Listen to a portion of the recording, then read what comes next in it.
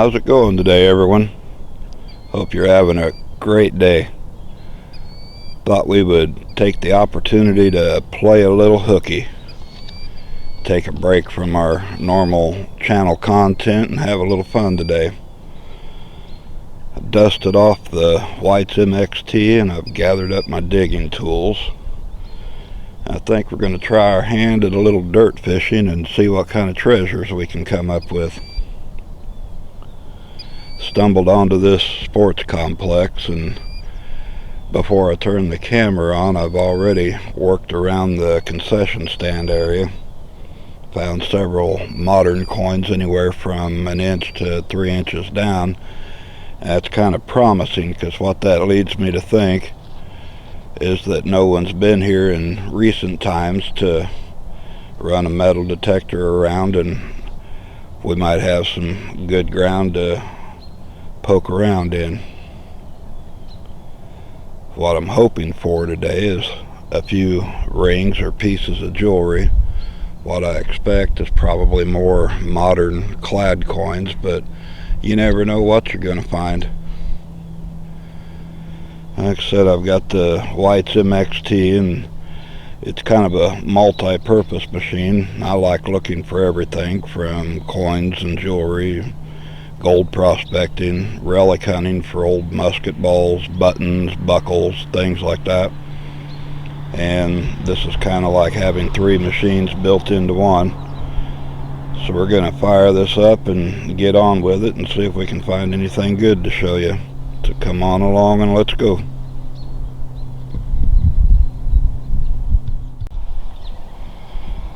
Alright, so we got our first target here, ringing up around a 82. Not sure what it is yet. It's in this piece of side plug, so let's see if we can find out.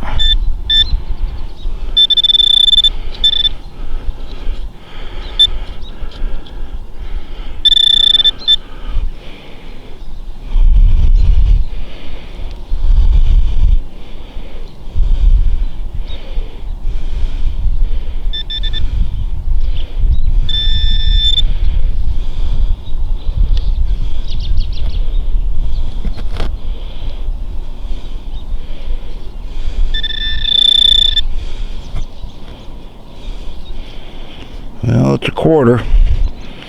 Guess that's a good start. We'll keep on going.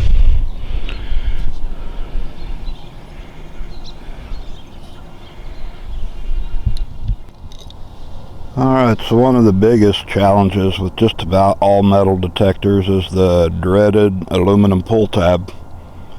The reason why is because it rings up in the same numbers area as a nickel or a medium or small gold ring, and unless you're willing to dig a lot of pull tabs, you're probably not going to find the gold jewelry. Yeah, it just goes with the territory with most machines. A lot of them will discriminate out the aluminum pull tabs and stuff and just go mainly for the clad and for the silver. One of the things on this White's, and I'll show you here, got a target here on the ground that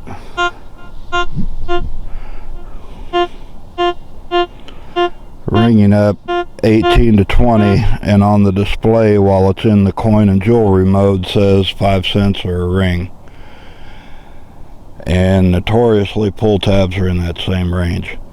And if I switch it over to relic mode and go back over, it's still giving me the same numbers, and it's identifying it as a button. And if I switch into the gold prospecting mode,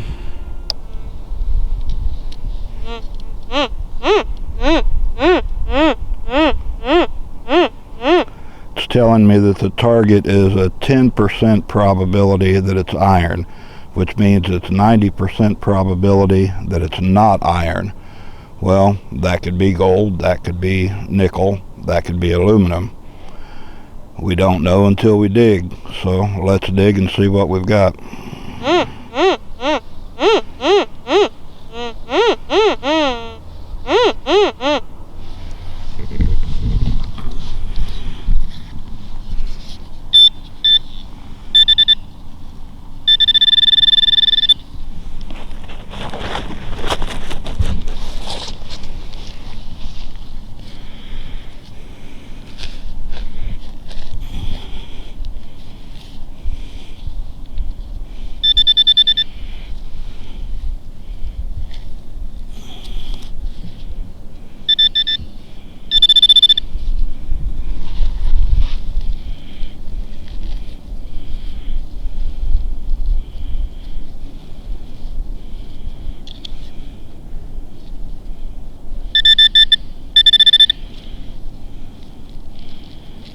little tricky doing this holding the camera. And I believe that's it. Big chunk of aluminum. So like I said, there's a lot of pull tabs and a lot of pieces of this can slaw that if you're wanting to find a $300, $400, several $100 piece of gold jewelry, you're going to have to dig stuff like that in order to locate it. It just goes with the territory. And if you're only interested in pulling out coins and, you know, modern stuff, or maybe a silver dime or quarter, you can discriminate all of this stuff out where it'll only ring on the clad coins or on the silver.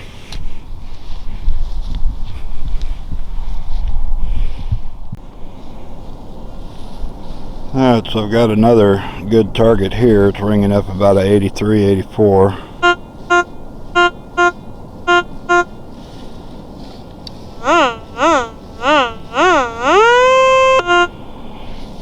Let's see if we can pull her out.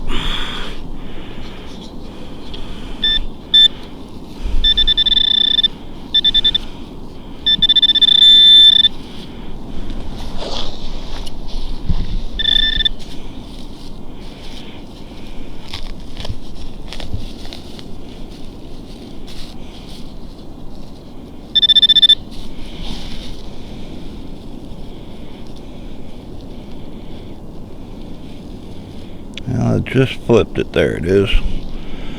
Another clad quarter. Alright, let's get on to the next one.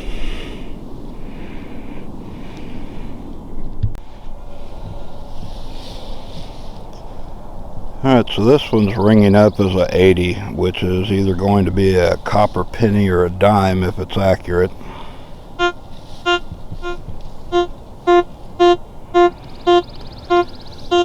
So let's dig it up and see how close it is.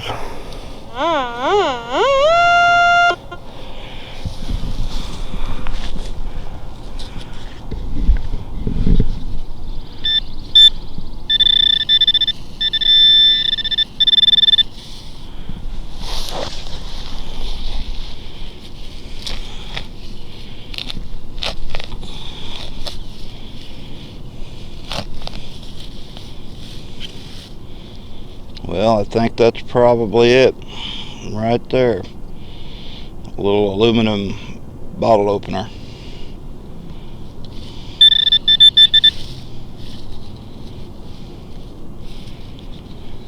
So sometimes it's not always what it appears to be.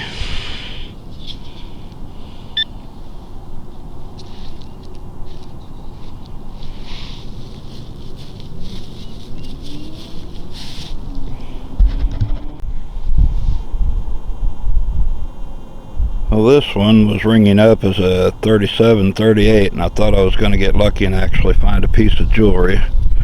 We got the hole opened up and I can see a piece of it here.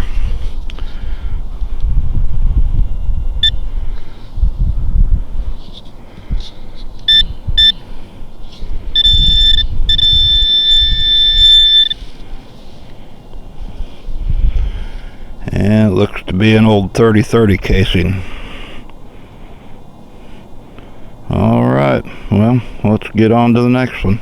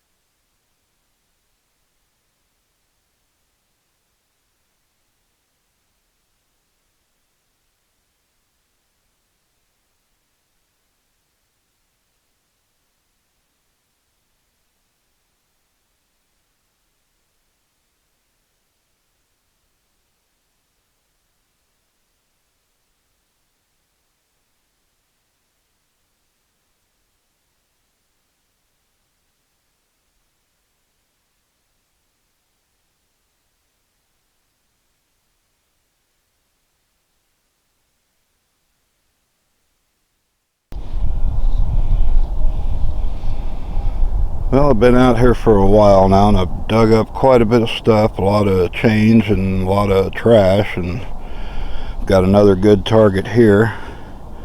We'll pull this out of the ground for you, and then I think we'll head back up to the truck in just a few minutes and take a look at everything. Ringing up at 84 and telling me it's a quarter.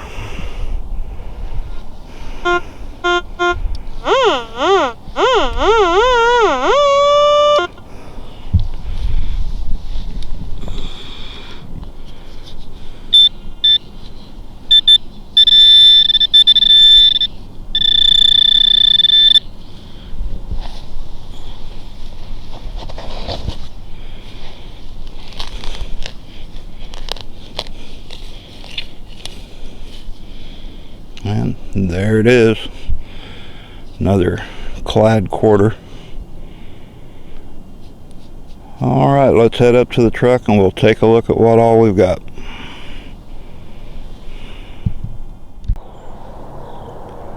Alright, so not bad, not great.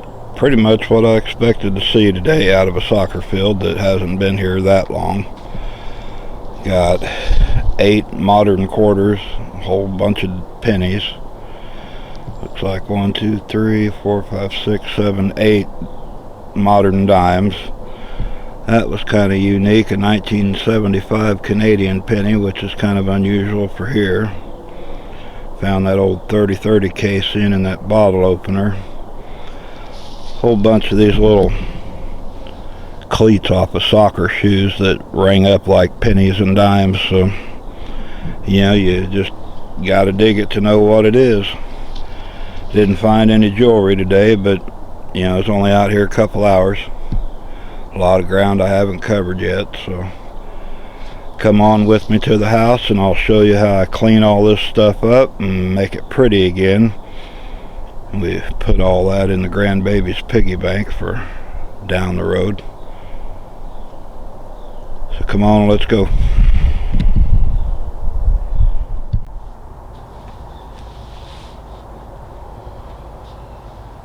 Alright, so there's many different ways that people clean their coins, and you can put them in a bowl with some vinegar and salt and let them soak and try to clean them with a bristle brush or a Scotch-Brite pad or something like that. Some people use the CLR and will soak coins in that, trying to get the corrosion and the crud off of them.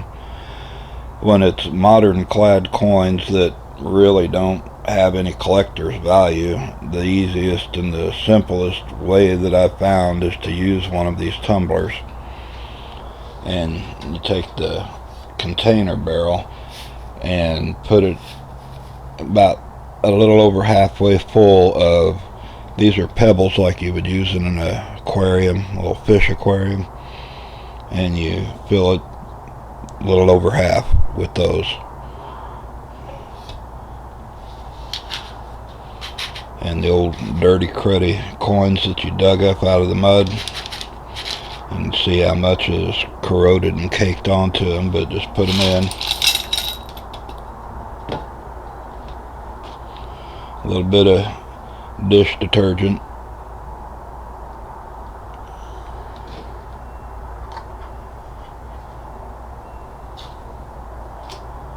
And just cover it with some water. Let me grab this and get the lid situated real quick.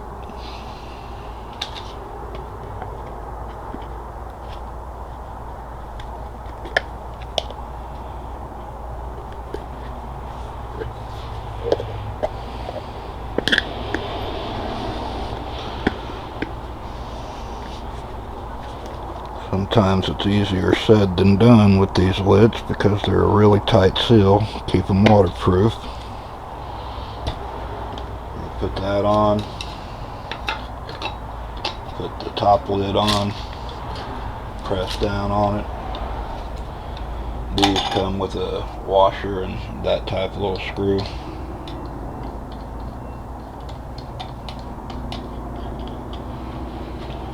And crank it down pretty tight so it vacuum seals the canister. And just down inside the tumbler and turn it on. Let it run overnight. When you turn it off and pick the coins out, your pennies will come out looking like that, and depending on how badly they were corroded, like that old nickel had been hit with a mower and it's pretty beat up, but it's clean now. Sometimes the clad finish will wear off of them. Doesn't matter, these aren't really any value other than face value, but that's how they come out after you've ran them overnight in the tumbler. You can use most of them in a vending machine, or like I said, we put ours in a piggy bank for the granddaughter to save for later on. I hope you guys enjoyed our little break today, and we'll try it again if you're interested in that kind of stuff. You never know from day to day what you're going to stumble on or what you might find. Could be change like this one day, could be gold rings or something even better after that.